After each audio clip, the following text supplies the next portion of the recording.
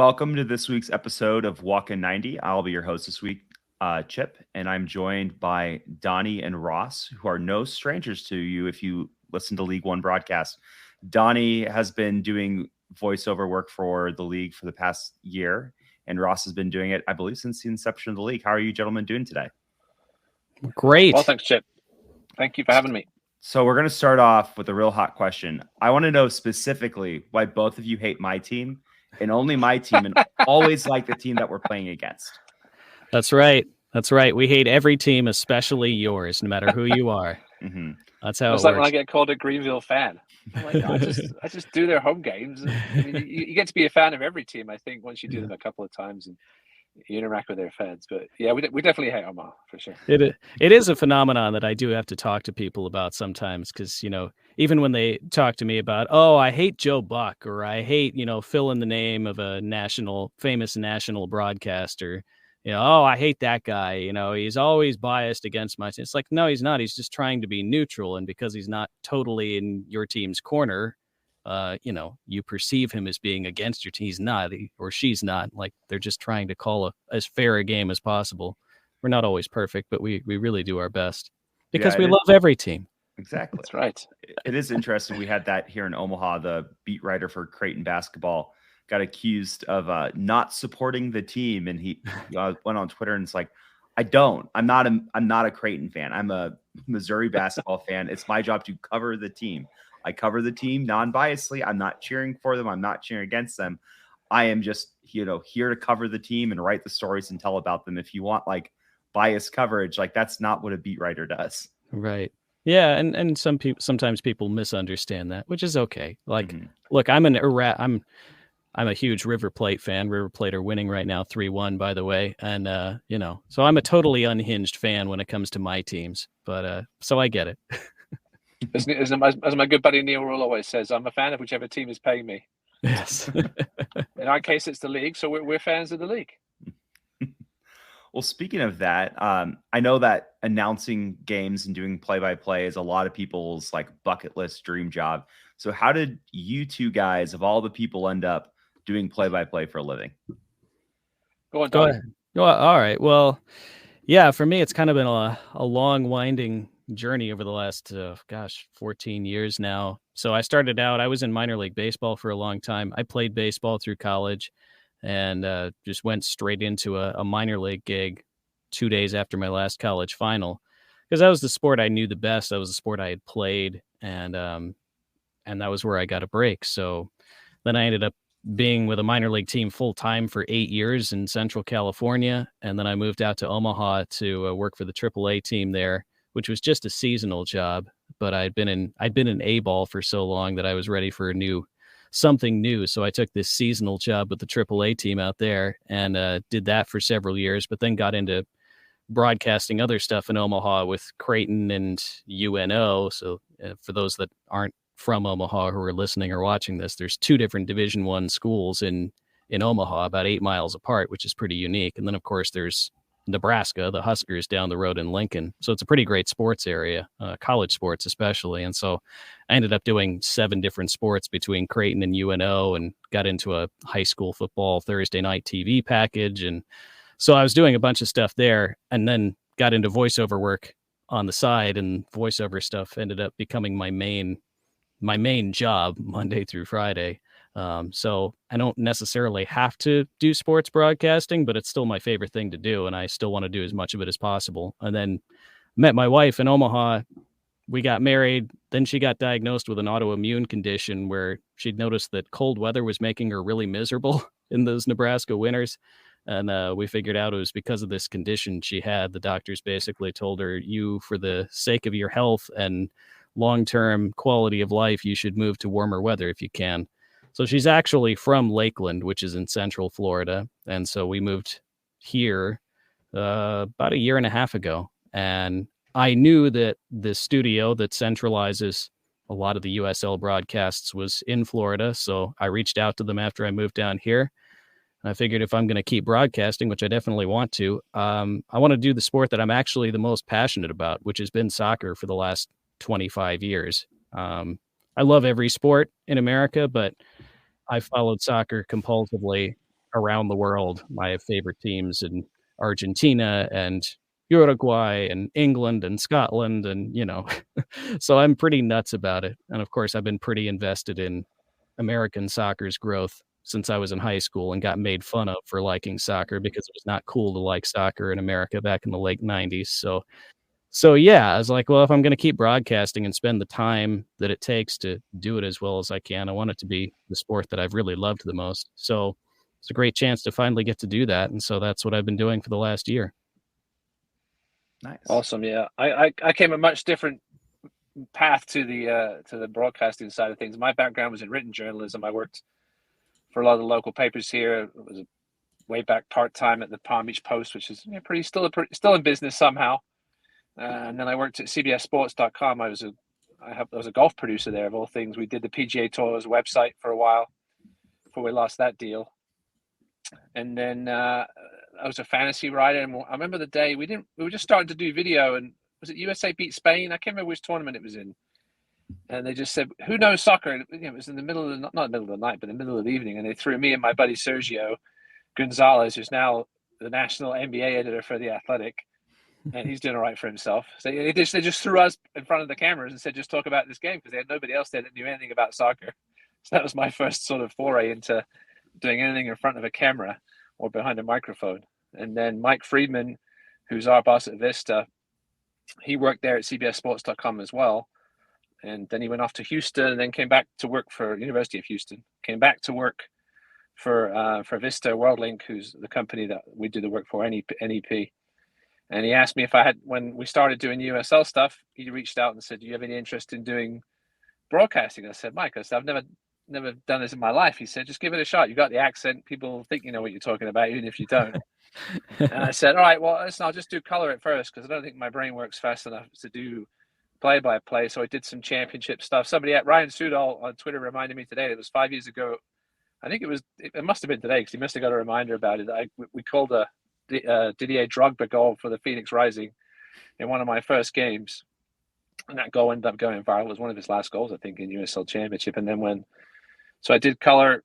And then when League One started, he asked me if I wanted to do all the Greenville home games. At that time, it was alongside Chris Makowiak, who's now been replaced by Mark Schoenster, two very competent and awesome dudes who helped me along the way. And I've started to do some play-by-play stuff the last couple of years in League One. And I think I almost enjoy play-by-play more now than color. I'm not the most analytical guy in the world. So I think it helps a little bit to do the play-by-play. And it was now into my 5th season of doing Greenville Triumph home games and then filling in here and there on the play-by-play side of things in League One. Nice. Yeah, and it's certainly been fun with the announcers and getting to know everybody. And I think that's kind of like the cool part about League One is it's a small league, so you kind of know who people are. And to a certain degree, if you just turn on the TV, even if you don't know who's playing, you can kind of guess just based on who's doing the announcing. I know for you, Ross, when I first heard you announcing games, I was like, where is that accent from? And I was convinced for the longest time that I still get grief for it. Yeah, I was like, he's got to be a Kiwi. He's got to be from New Zealand. But then I learned that you're from England. That's kind of like my running conspiracy theory that I'm 100% convinced is real, is that English people just make up all these accents just to confuse Americans. And in the privacy of their home, they all speak with like a Cockney accent, every single one of them. No, I had this hybrid mess at home. And I've been here, just over 30 years now. So I moved here when I was 16. So I'm surprised I still have any English accent left, to be honest. So do you think it's surprising because of how the USL does it, where you guys consistently call the same games? Do you think people are surprised to learn that you guys are not live at the stadiums for every game, but you're thousands of miles away in some instances?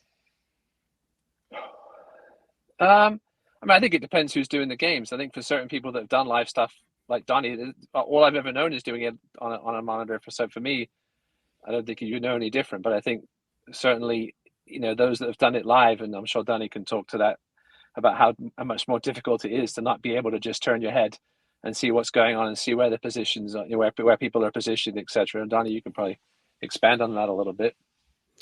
Yeah, it is definitely different. And for League One games, typically we have one screen. For championship games, we're in studios that there's usually a secondary monitor that has some alternate camera angles that you can glance at. But yeah, there are definitely things you don't see as well, and you have to learn to compensate for.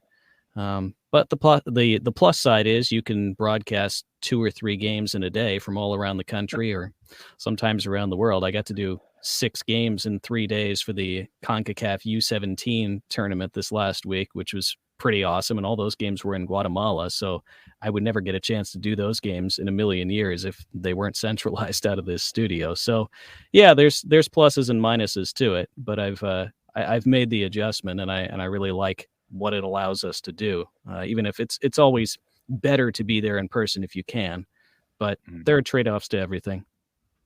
Well, you don't get all those frequent flyer miles, but you're also there at home with your family, which is, I'm sure, that is a plus. too. No, that's definitely true. You don't have to travel all around to call all these games, which is a big advantage. It's certainly some of the stadiums. I will say, the cameramen are great. We especially until the NFL starts to get going, you do get the elite guys at some of the stadiums that really have an idea of what they're doing and how a soccer game should be filmed. And listen, sometimes we don't get the best cameraman, and you're sort of left to deal with what you are on the screen. And sometimes you miss goals, and you're not sure who scored. And you just got to kind of let it play out. But when I started doing college stuff live after, I was like, oh man, this is the best. I will say, because you can just see so much more and really give it a little bit more atmosphere to what's going on when you're actually there, and you can obviously hear the nets as well. Yeah, well, the best was definitely like NoCo last year when they played at Colorado State, and they're like at the top of the press box. You can see the whole field, and it's like this is living. Like that was the best camera angle we've had in League One. So I guess that's a good question though: is who has the best camera work in League One, and who has the worst angle? Well, camera work and angles are two different things. I'm not going to throw anybody under the bus. Who has the best and worst angle? Oh, man. That's a tough one. Donny, you go and I'll think about this one. I like Richmond has a pretty good camera angle. Richmond has a pretty good setup, I think, which is not surprising because they've been doing it for 30 years. So yeah, and they're on top of that. If you haven't been to Richmond before, for anybody, they have like a big grandstand with like a press box up there that goes down, and then everyone sits on the other side. So they have that nice high angle, which makes their games a lot of fun to watch, just because you get pretty good angles, which is nice. I like Tucson's one after they flipped it, because it was on the other side of the field, and then they flipped it to the other side. And you could actually see the fans, which we couldn't previously. So I always like to see the fans in the background. So I think Greenville will have a much better one this year, being at Paladin Stadium. I assume they have relatively decent spots there to put the cameras.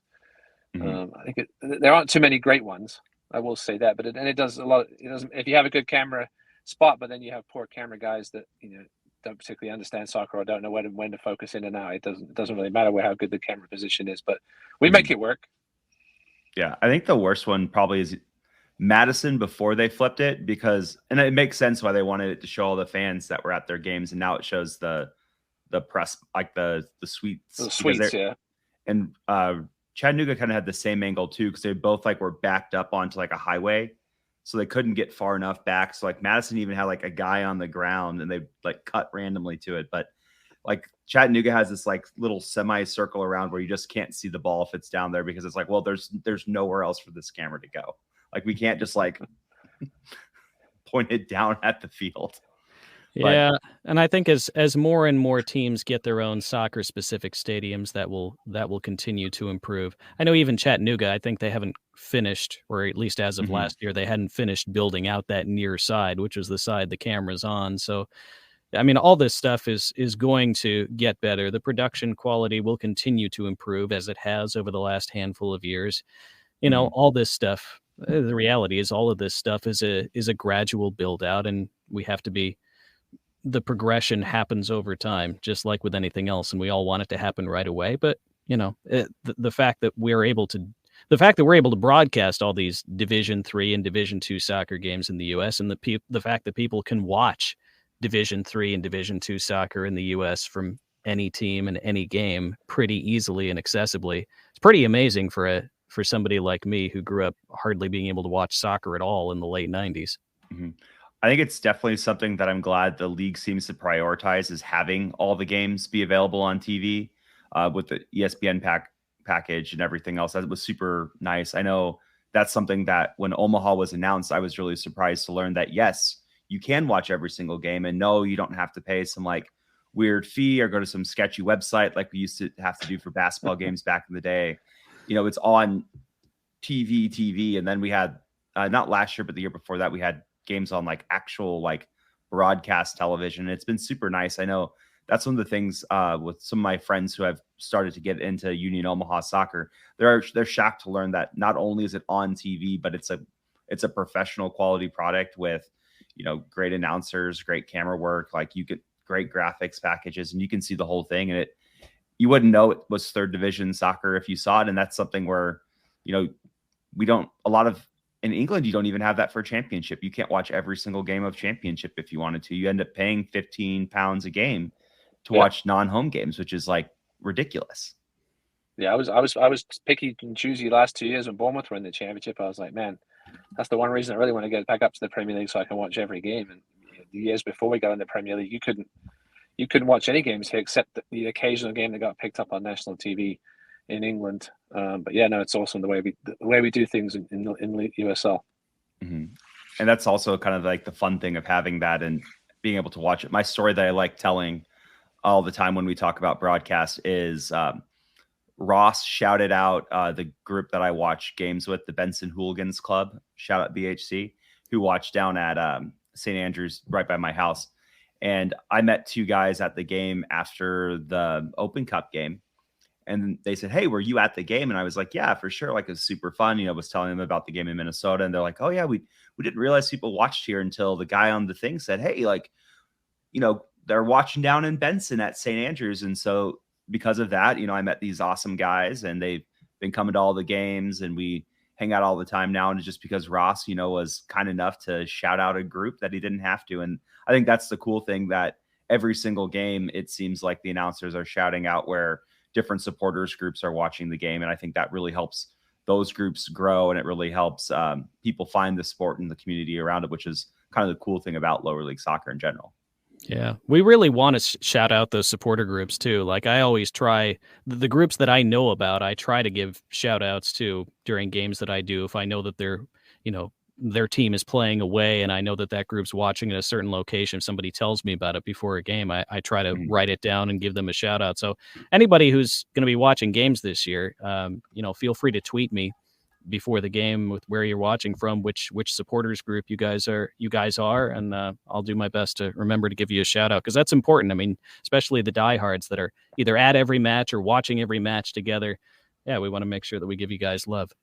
Mm-hmm. There's always people looking to watch too, which is the fun part. And I think that's, again, the cool thing about being kind of in the ground floor and seeing it grow. And it's going to be crazy to see what this all develops to in like 20, 30 years. Totally. I'm super excited about the USL. It's one of the reasons I have to drive 3.5 to 4 hours each way to do these games, by the way. I don't live right by Fort Lauderdale where this studio is. So, I leave at 9 or 10 in the morning on a Saturday to go do games, and I get back sometimes, depending on whether I have a 7 Eastern time or even a 10 o'clock Eastern time start. Sometimes I don't get back till 3 or 4 in the morning, but I love doing it, and it's what I want to do. And partly because I love what the USL is doing, and I'm really fascinated by their project overall, between League One and Championship and the Super League coming next year and League Two. Like, everything they're doing, I think is so neat, and it's such a fascinating thing that I can't wait, like you said, to see how it grows and blossoms and expands over the next decade plus. Mm-hmm. So kind of talking about game days. So let's talk about prep. So I know, especially from doing this podcast, I've learned that there's a lot more work behind the scenes than you think. And I'm sure it's the same thing with announcing. So on game day and the days leading up to game day, kind of what does that look like from your end, from like the pre-interviews with the coaches to what you write down on your cheat sheet before the game to being in the booth itself? Kind of what are you guys doing on game day to provide the best product possible? Go ahead, Ross. I have other jobs, so for me sometimes it's difficult depending on the week. But yeah, usually a coach call. It can be anywhere from, some of them even on Wednesdays, Thursdays, mostly, some even on Tuesdays. So you got to prep for that so you don't sound like an idiot. Obviously, depending on the time of the year, whether you're talking about last season or some of the new, incoming players. It depends what you're going to talk about. They do get a little tedious. I'm sure Donny will agree, as the season goes on, especially when you're doing the same teams over and over like we are, and especially when you sometimes have coaches that don't want to open up as much as some coaches do. I know Donny and I have both experienced that with our home team coaches on occasion. They're very media savvy, and even at USL League One level, they don't want to open up too much about their plans for the weekend. Some of them are very good about it, and we're obviously very good in that we don't give out any information. On Twitter, we do work for the league, so we're looking out for everybody. Mm-hmm. But yeah, obviously going back and watching as much of the previous, couple of games and highlights of as many games as you can. I think for me, I try to watch at least the previous game in full, just to get an idea, what a team's doing tactically and how they've been doing of late. And then, Donny's got a lot more experience than me of doing the call sheets. I had to sort of learn as I went along, and I think every broadcaster does that, sort of finds their niche with how they do it. Some like to write it down. Mark Schoenster, my buddy now I work with, he types them onto labels and does them, and everybody has their different way of doing it. I love doing the sheets in advance, and I've started doing already for the first game and for Greenville. And that having that information, that I'm sure Donny will agree, you don't use 90% of it, but it's always good to have it there at your disposal. And I know some people enjoy writing it because it seems to get into their heads a little easier than when they type it in. Donny, how do you do it? I mean, the call sheets are very important, and everybody has their own way of doing it.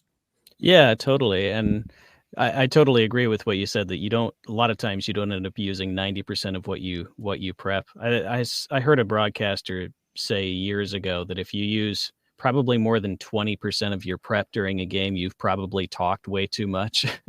But it's like, yes, preparing for a game is like preparing for an exam or a test, in that you don't know what's actually going to be on the test. So if you're going to prep well to try to get an A or at least a solid B+, you kind of have to prep for a wide array of what might be on the test, so that whatever subset ends up actually being relevant, you're ready for. And so, yeah, it starts with those coach calls, which, as Ross said, usually either Wednesday or Thursday. I record those calls, and then I play them back, and I don't transcribe the whole calls, but I will note anything interesting that a coach has said, and I'll transcribe those quotes that I think are relevant or that I think will make a good soundbite during the game. So I make little, I call them talking point sheets, which is usually around 2 to 3 pages per game. So I'll have one team and relevant stats going into that game, just basic stuff that jumps off the page, like, all right, they're winless in their last 5, or they've won 4, or they've, unbeaten in their last 8, like those stats that make you immediately go, wow, okay, I need to mention that. I'll note all those things down.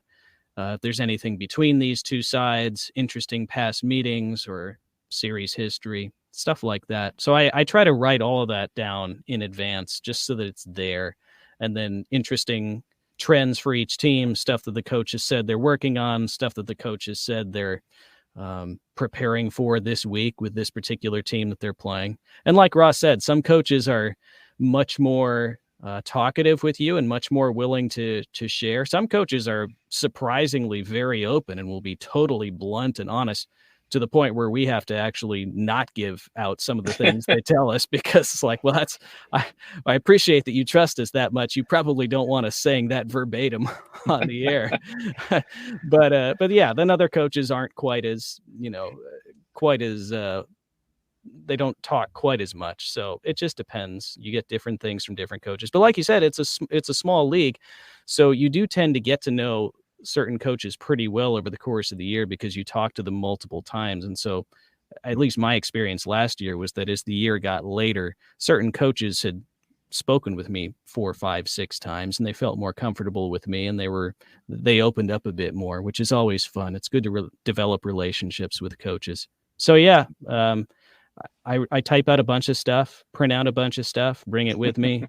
And then when the lineups come out about an hour before kickoff, I write out all the names on little Post-its and put them on a board and arrange them how I think they're going to line up tactically. Of course, sometimes teams surprise you, and some guy ends up switched on the left when you thought he'd be on the right. So I end up moving my Post-its around after kickoff when I see where they actually are. But it just helps me to have the team laid out on little Post-its, so I kind of know where to look for different players. Because especially when you're calling the game off a screen, you know, sometimes some teams have more visible numbers on their shirts than others.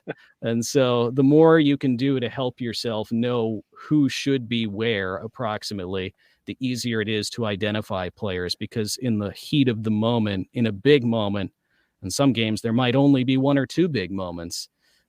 Knowing who's involved is super critical. And the more you can help yourself know that, the better. Sometimes you still don't, no matter what you do, but you try to put yourself in the best position that you can. Donny's a great user of the walls in the studios too. I noticed some commentators use the walls in the studios, just the extra space. I'm not one to do that, but it's awesome. I walk by and I just see what they've got on the wall. And listen, I learn from just poking my head in and seeing what they're doing and listening for every game I watch that these guys do. You know, Donny's been doing it a lot longer than me, Ken Levick, and all the other guys we have that have been doing games for, you know, two decades almost. No matter what the sport, I learn something every time I go in there. It's awesome. I always like watching, if you don't follow him, Derek Ray Combs on Twitter. He is a Bundesliga commentator. I think he's like, I would say he's like your favorite soccer commentator's favorite soccer commentator would be like a nice way to put it. So he does a lot of the Bundesliga English broadcast, and it is crazy when he posts his prep sheets, and it's like all this little tiny writing and lines all over the place. And it's like, I do not know how that is usable, but you know, it obviously works for him. And it's kind of, I'm sure that one of those things where everyone kind of has a system that works for them. And if you had to use someone else's system, it'd probably drive you up a wall. Everybody's different. Yeah, I think when I first started, I just got online and just Googled what people did and took a bit from everybody, and then listened to some podcasts, just commentator-based podcasts about how they came through the game and ideas of what to do and what not to do. I remember Boog Shambi always just said, just don't say stupid stuff. That was the one thing I always remember. Just don't say anything stupid. Don't do an ad read during a goal. Well, yeah, that too. We'll get to that in a second. Listen, there's nothing wrong with reading an ad read during a goal. It's realizing that the goal is happening while the ad read is going on. When, you know, it's the first rule of broadcasting, no free ads. It's like, hey, I already started the ad. You don't get two. It'll never happen again. It's happened to everybody at some point. The other thing I do to prep for games, this is not to pander because you're not the only podcast I listen to, but because I have a 3.5-4 hour drive every 100%. Weekend, like I'll listen to fan podcasts on my way down. I'll listen to the latest Walk in 90. I'll listen to League One on the Rocks. I'll listen to, you know, we've got some new ones coming on the scene this year, which is great.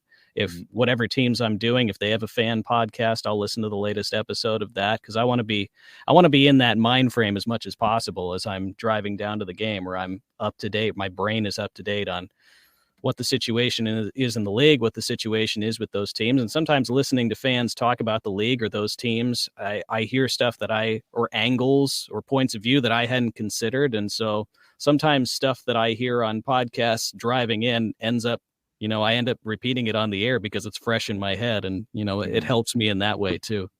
Yeah, it's certainly interesting with the league, because I think Omaha is spoiled in this regard.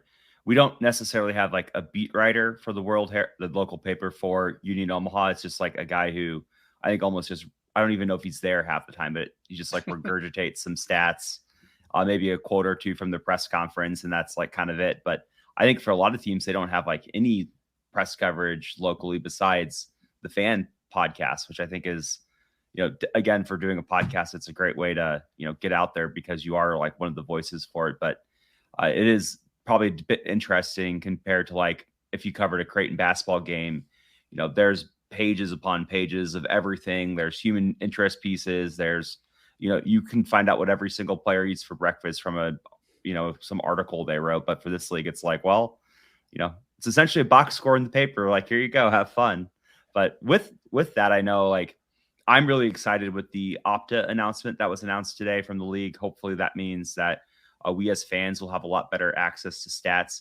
Do you guys last year, did you have a lot of access to stats, or were you also in like the same boat as us where it's like, man, if he's not in the top 10 of assists, how do I find out how many assists this guy has? Or like, you know, when was the last time he scored? And, you know, things like that, where normally you're so used to having that for other sports, but for League One, it was like, you really couldn't find anything. What was your access like for that?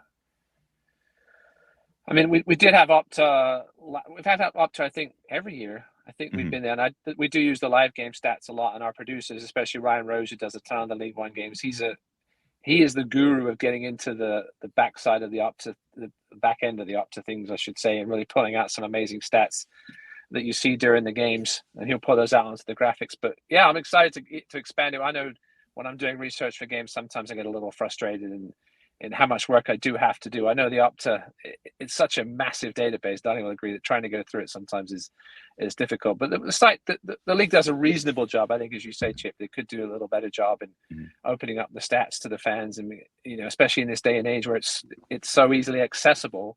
As long as somebody's paying for it, if the league's paying for it, it shouldn't be that hard to get somebody to write some code and get it up in a format that everybody can really enjoy. Yeah, that was definitely the most nerve-wracking thing of whenever we do like a mid-season team of the team 11 or end of season top 11. It's like, I just know that I'm going to miss like some guy who's like a real stud and put some guy in who shouldn't be in there at all. Cause it's like, I don't know. I think he's pretty good. I think he has a lot of assists, but I can't tell by looking at him. But I think that was like with Donny, where if you didn't know Donny Villadere's stats from Omaha, it was like, well, what's so special about this guy? And it's like, well, I can tell you because the team posts about it, but, he led the league in chances, led the league in big chances, led the league in crosses, led the leagues in like big opportunities. And it's like every single non-scoring category he led the league in. And it's like, yeah, that's probably pretty good. He's probably pretty good at the soccer thing. That he is. We miss him. I do. Especially last year when we could have used a little bit more in the box. We definitely missed him. But, Jibo is no slouch either. I mean, he just got drafted by Minnesota, which is still one of the craziest stories of this offseason. Yeah. J Mims knows how to find him. I'll give him that. Yeah. But with that, game day is like, do you guys have any weird game day superstitions? Like, Ross, are you eating a tuna and peanut butter sandwich before you go in? Or, some beans on toast? Or now we do get fed at the studio, and I wouldn't say it's a weekly thing, but I tried to be careful with what I eat before the game, just because sometimes I never know. I don't have a sensitive stomach or anything, but you just never know. There's certain things I'm like, man, if I eat that before this game, because we get there 2 hours before, and you eat, and it has time to settle, and you get to halftime. And obviously, if you had a chance to run if there's a two. That's the one thing I have, is that if I had to leave Mark alone for 5 minutes, it wouldn't be the end of the world. And Donny doesn't have that luxury. It's Donny or nothing. So I just try to just watch what I eat before the game. Yeah, I like to, when I can. There's a Sprouts market that's just around the corner from the studio. So a lot of times when I drive in before I head to the studio, I'll stop at that store, and I like to. This sounds bougie, but like they have these little sushi rolls. They're not big and they're not expensive, but I like to eat one of those a couple hours before a game. I just find that like, well, I like fish anyway, but I find that like fish and avocado is really. I feel like my brain feels sharper when I eat something like that. It doesn't have to be that, but something relatively good before a game, because if I eat crap before a game, then my brain just isn't as sharp and as quick as it ideally needs to be to handle, a sudden moment that comes out of nowhere in a game that ends up deciding the match. I want to be, again, I want to put myself in a position to be as sharp for that as I can be within reason. Mm-hmm.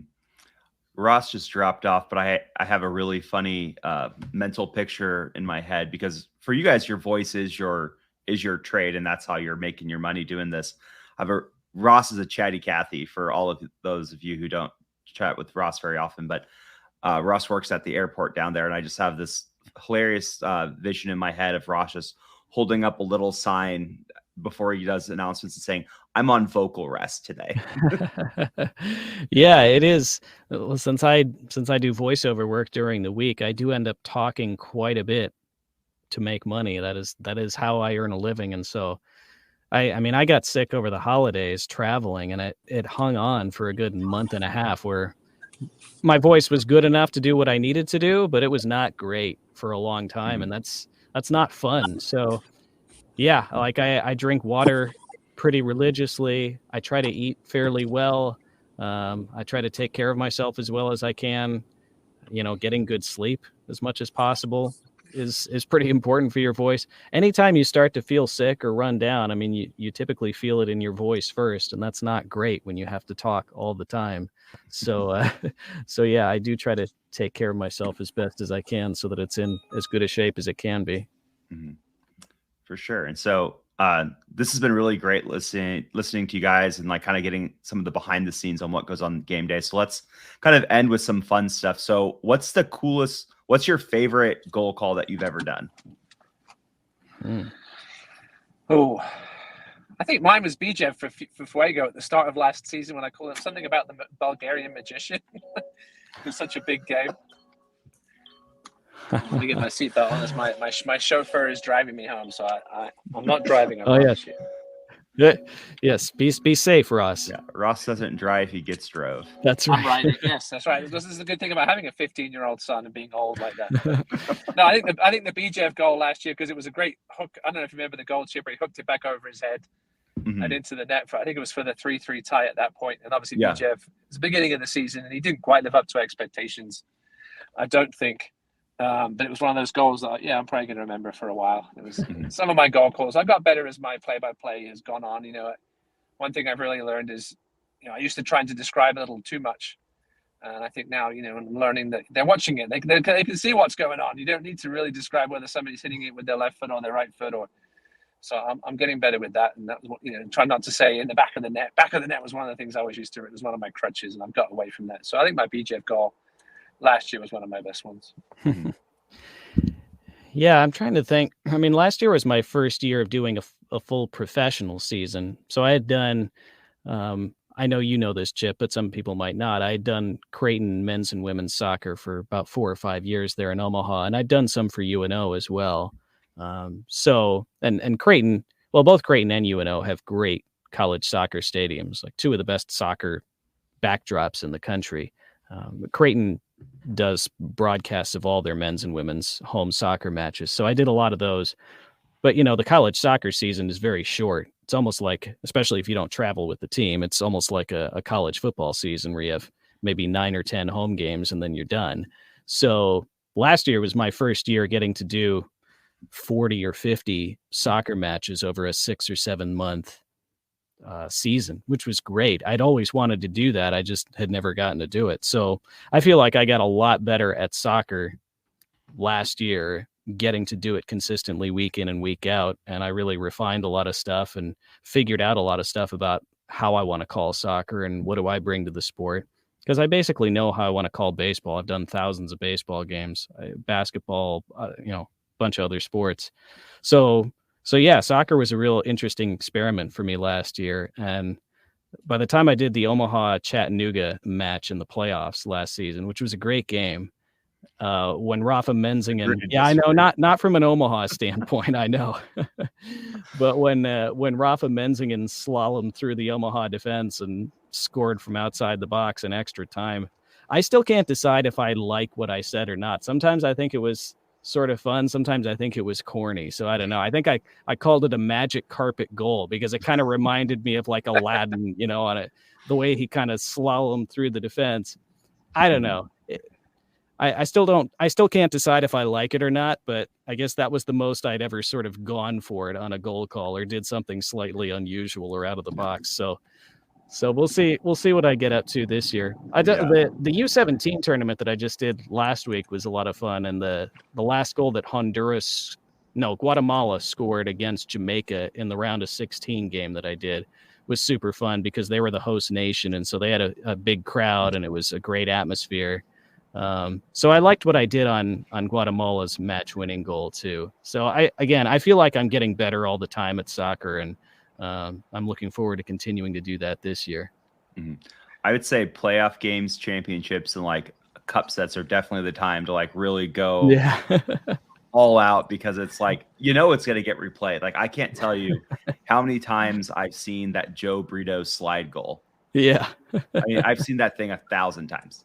Yeah. Because it gets posted by the Open Cup. It gets posted by Union Omaha, by the league. It's just, and it's always Ross there in the background calling the goal. And it's just like, and it's just like one of those things. Like I know, like growing up in Nebraska, you always hear like the man, woman, and child. Does he Yeah. put him in the aisles? And like some of those calls where it's like, that guy just like made that up on the spot, but it just kind of lives in infinity, or not infinity. It lives in perpetuity because it is associated with such huge moments for those clubs and teams. So that's kind of cool that your call gets to be a part of history when it's particularly historic. Yeah, I think Peter Drury is the absolute master at that right now. Yes. I mean, he's so good at instantly contextualizing a moment in a really eloquent way.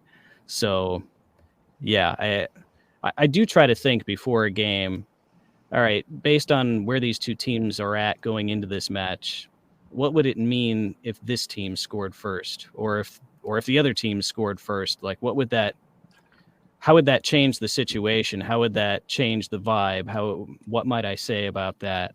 I do try to think through that before a game, similar to how a coach. I remember Jay Mims talked to us on a coach call last year about how he has this little leather binder where before a match he's writing out every single scenario he can think of that might happen and what they might do in that scenario. And so I'm not quite that thorough, I'm sure, but I do try to think about that stuff before a game because the match happens so fast once you get into it. And, it goes quickly and moments pass quickly. And so anything I can do to be ready for one of those, I try to do. Mm-hmm. And so kind of the other side of the coin. So we've already given Ross some crap about when he did an ad read in Madison goal. What's kind of the one moment that it's like, man, I wish I had that call back, either to do it a little bit different or one where it's like, man, I messed up and hopefully no one realized, or in Ross's case, paying the bills and something happens and it's like, I picked the right spot, but man, that came and bit me in the butt. Yeah, Omaha's second goal last year against Chattanooga, when they had gone down to 10 men, they were down 1-0. I'm sure you remember, Chip. It was right after they'd beaten Forward Madison after going down to 10 men. Then 4 days later, they go down a goal. I think it was Herzog got sent off early in the second half. So they're down 1-0, down a man. They score an equalizer in the 88th, and then they score in the 93rd to win it, incredibly. And my call was good, except I stumbled halfway through it. And it's subtle. I don't know how much people noticed or not, but it just wasn't clean. And that drove me nuts on my whole 4-hour drive home. I was like, gosh, that's such a memorable comeback and a game sealing moment. And I didn't call it as clean as I wanted to. And, those moments don't come around that often. So it does kind of eat at you when you feel like you didn't make the most of it. So I'm pretty self-critical in general. Maybe too much. I really want to do the best job I can and be as good as I can. So it does eat at me when a moment like that doesn't go how I want it to. But you got to pick yourself up and go at it the next week. And I'm always excited to go do it again the next week and see what happens that next game. Even the Champions League guys. I mean, the guy that the first Liverpool goal yesterday, the guy thought Gakpo scored it, and it was Nunez. Right. I think one thing I've learned is that I used to be terrible at was, especially with play-by-play, was sort of trying to think ahead what was gonna happen and almost predict it, and then my brain would get too far ahead of myself, and I've learned to sort of slow down, especially with identifying goal scorers. I know we all get it wrong on occasion, but if you just give it that extra 2 or 3 seconds and learn what to say but not be too specific and say that was the goal scorer, and then most of the time the cameraman will get it, and those of us that watch soccer will know from the celebration who scored it. And I've really learned to sort of give it that extra couple of seconds and let it play out. Sure. So we asked on Twitter before we start with Donny and Ross, what do you think can be done to make USL League One broadcast better? So let's read through some of these. The first one is, I'd love it. And this is from Connor Hewson, friend of the show. I'd love it, and I'm sure those guys would too, if they were able to be on site for some matches to make commentating experience that much better, which I think would be cool. I know when Ross came to Omaha, calling him a minor celebrity might be a little over the top, but I know when I told people I'd met Ross, a lot of people were quite jealous that I got a beer with Ross before the final. No, listen, I think there's certain stadiums that we can. I think they would have the capabilities to do it live. I mean, obviously, NCFC do it from the stadium, and there's a few other stadiums out there that have the capability. And I think as the league continues to grow, I think there'll be the opportunity, I hope, for us to do some, live stuff. I think Donny would agree that would be an awesome thing to do, even if it's once or twice a year for them to fly us out there for the biggest game of the week. Mm-hmm. Yeah, that would certainly be fun, and obviously getting to experience the full stadium and match day atmosphere is always great, and it always adds a lot as a broadcaster when you're able to really feel it. So yeah, like I said earlier, there's trade-offs, and the fact that we're in studio, it does allow us to do a lot of games that, a lot of this is part of why this league is able to broadcast every game is because they are able to keep the costs down somewhat by centralizing everything or almost everything out of one studio. And while there would be pluses and minuses to going on site with every game, some teams probably would not broadcast their games at all if they had to do everything on site or had to produce everything themselves. Mm-hmm. For some teams, that would be cost prohibitive or technology prohibitive. So yeah, it's at this point we're still at a point in American soccer where there are trade-offs, and so that's where we are. So it'd be great to be at some games live, but like I said, there are advantages to being in studio too, and the fact that we can cover games that we wouldn't otherwise be able to.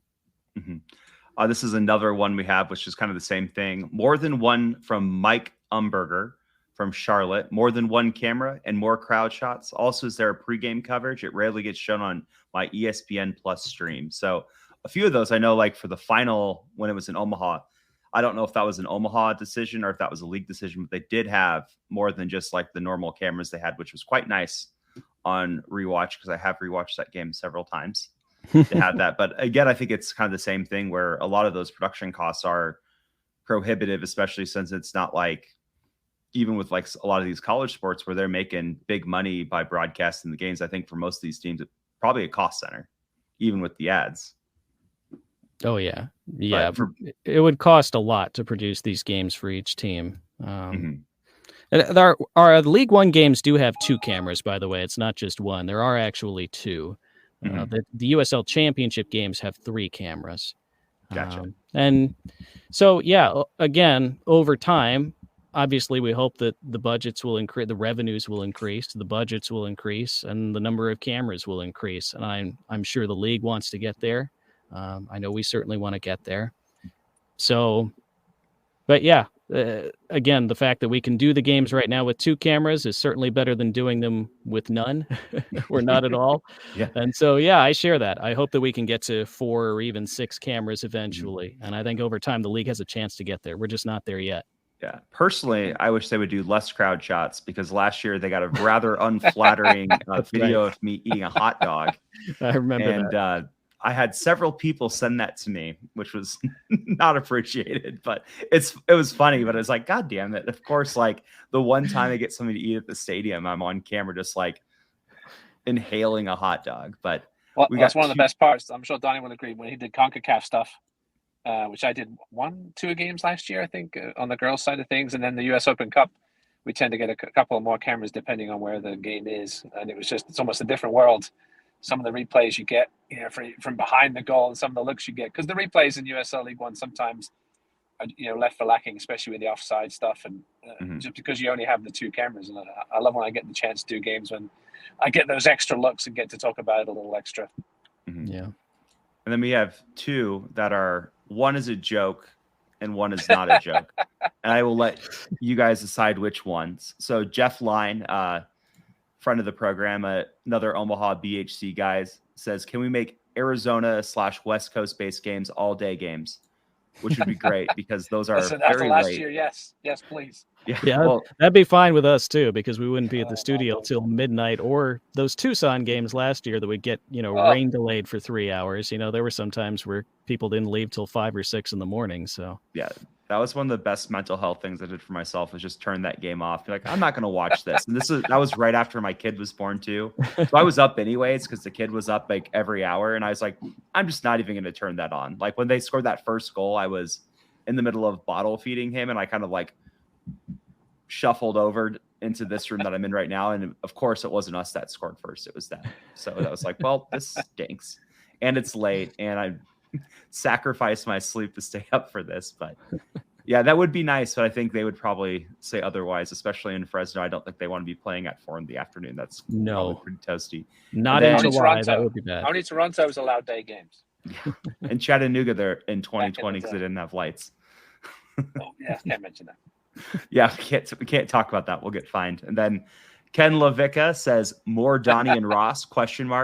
And then Gary Green, the Union Omaha owner, responded exactly what I was going to say. So you guys can choose which one was a joke and which one was serious. But I think those are some good ones. And I think, again, it just comes down to the league's doing a lot to invest in these broadcasts. And it's super great to see. And hopefully as the league continues to develop and grow, we end up with more things like two-man crews and maybe some more camera angles and things like that. But, I think we are very lucky to have what we have, which is great because I love watching soccer and I watch all these USL League One games. And, it's great to just be able to turn them on like that and not have to, do some weird like internet pirating like I have to do for some games. Yeah. I'm joking, by the way. Clicking on those X's. Yeah, I do not pirate anything. No, of course even not. Once. None of us. I have never watched an illegal stream of overseas soccer games. I wouldn't even know how to do that. And in fact, people should email me where those sites are so that I can avoid them because I don't want them. Exactly. But before we go, let's do one fun thing. So we kind of joked about this in the pre-show. So Donnie does some voice work. I don't do any voice work and neither does Ross, but let's all, we'll just kind of go around the horn and do a monster truck, like 10-second spot. So Donnie, since you're the professional, do you want to go first with your monster truck rally? A monster truck rally. Should we do a League One themed monster truck rally? I don't know. This will go. This March, One Knoxville SC kicks off against Union Omaha. They don't actually play in March, but pretend they did. One Knoxville SC and Union Omaha. Past champion, future champion. One Knoxville SC, Union Omaha. Sunday.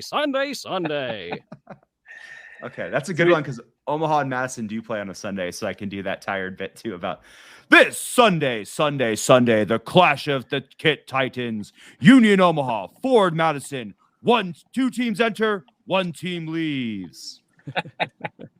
Well, the funny thing was last year, I think it was the playoffs. They allowed us to do a little pre-thing that we did before even the Open. Oh, that's right. I think all those Donnies, and we were allowed to sort of script those out. And that was when we were really allowed to do a little sort of, well, if it was an FC Tucson, it would be Sunday, or is it Monday morning?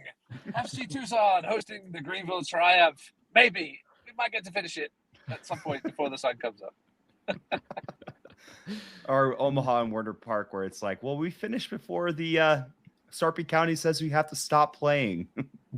Like they did a couple of years ago when the Madison-Omaha game got completely rained out, which, of course, it was like 5 minutes short of when it could be considered a full game. And then on the replay was Ross's favorite game where Trimmingham scored twice, which is a game I think most Omaha fans wish never had to happen. But besides that, great year. But again, thanks to everyone for tuning in. Thanks, Ross and Donnie, for coming on. And we'll be back with the season starting soon. We have some stuff we'll be announcing soon with some more interviews from around the league, as well as our preseason pod. And then we'll be ready to start here. And believe it or not, under a month away from the first game. So thanks for checking out Walkin' 90, and we'll catch you next time.